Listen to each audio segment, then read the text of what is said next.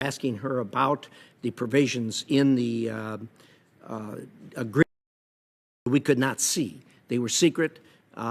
We were not privy to any of those. I have the same security clearance she does, being number 2 on the Intelligence Committee. She just flat refused to tell us what was in it. I remember listening to her. I asked her on cross-examination whether she herself had seen those provisions in the agreement. She said she had not. And I said, how can you agree to something that has provisions that you haven't even seen? And she had real difficulty with that, but I cross-examined her further and asked her if she was in the room with those documents. And she said, well, yes, she had. I said, well, tell me about that. And she said, well, I was there. And I said, well, did you have the documents in your hand? And she said, yes, I did. I said, did you read those agreements? She said, no, she didn't. She just she was sitting in the row and they passed it through and it went down. I had real trouble with the credibility on that. And I have trouble getting past that at this point. I had hoped through this confirmation process that she would overcome the impression that I had had in the previous dealings with her on the Iran deal. Unfortunately, as I pressed her on this Iran thing that we're headed to right now, I think we're going to see the same movie that we've seen before, and I have real reservations about that. At the end of the day, I just don't think she's the best or the right person for this, and I'm going to vote against her for that reason. Having said that, I understand that she will be confirmed in all likelihood and look forward to trying to get a different direction in the future. Asked for Mr. McEwen's nomination to be Deputy Secretary of State for Management and Resources. I plan to support his nomination and look forward to working with Mr. McEwen as he tackles the many management issues currently facing the department. In particular, I hope he will focus on the need to enhance global health security and diplomacy, as well as the need to ensure that our diplomats are capable, resourced, and ready for any complex operating environment. I also hope he will take a strong role in helping the department make decisions and improve the budget process so his committee can better understand how the department allocates resources. With that, I yield back. Thank you, Senator. Thank you, Senator. Senator Cardin. Thank you, Mr. Chairman. I'm going to want to respond to Senator Risch's 2 points in regards to Wendy Sherman, and I very much appreciate his observations about Ambassador Sherman's extraordinary background, her expertise in this area, her record of public service. We've come to a different conclusion. I think she is the right person at this time. First, in regards to working with Congress, let me take you back to the beginning of the discussions of the nuclear agreement with Iran. And there was a sharp difference between the Republicans in Congress and the Obama administration as to how that agreement would be handled with Congress. Senator Corker, who was the chairman of the committee, at the time I was the ranking Democrat, we worked with the Obama administration to develop a process that required them to come to Congress to make certain certifications, to give us the information we needed. And Ambassador Sherman was part of that process that allowed us to develop a process. It wasn't perfect, but it ended up getting unanimous support, 98-1 support in the United States Senate.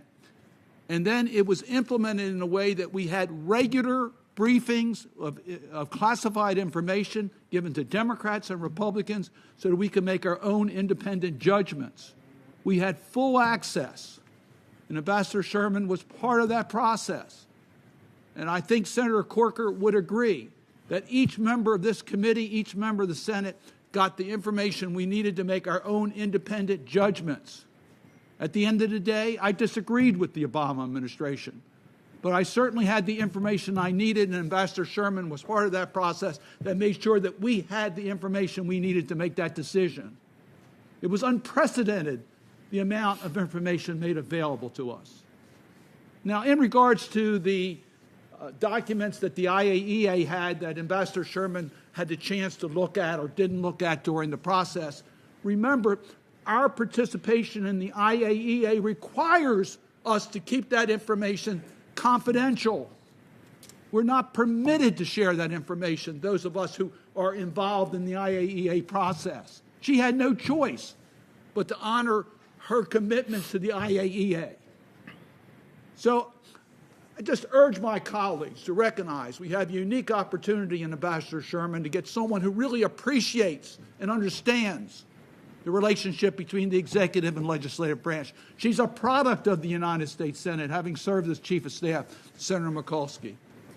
So I just urge my colleagues, this is a person, to me, who is eminently qualified for this position, and I urge my colleagues to support her nomination. Does anyone else seek recognition? Senator Jones. Chairman, I'm not sure what Senator Cardin's talking about, 98-1 vote.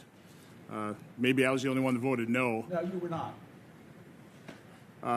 My point being is what we found out is that what the JCPOA should have been is a treaty, which is what my amendment was. It was defeated, but we're seeing the folly of doing these agreements as executive agreements without full information, without full disclosure, and without the ratification of the Senate. And so now we're ping-ponging back and forth. But I just need to make that comment. Mr. Chairman. Yes. Can I respond to Senator? Yes, Senator. First of all, I appreciate Senator Cardin's passion on this, and I would hope that as we go forward, we start with what Ms. Sherman said publicly and privately to us, and that is this isn't 2015, and we're in a different position today. So I hope we can set aside feelings we have about personalities and move forward. I have to tell you, I have the feeling I've got, and I hope I'm dead wrong on this, is we're rewinding the movie and going to show the movie again, and that's not going to work. We know that won't work, and I truly want to work with my Democrat friends, with the administration, and try to come to some place on an Iran agreement that we can all get behind, because I think every one of us have strong feelings about this, and as we go forward, I'm hoping we can meld this together to get to a better place than we got last time, and I appreciate it very much. Thank you. Senator Shaheen. Well, thank you, Mr. Chairman. I would just like to echo the remarks from both you and Senator Cardin about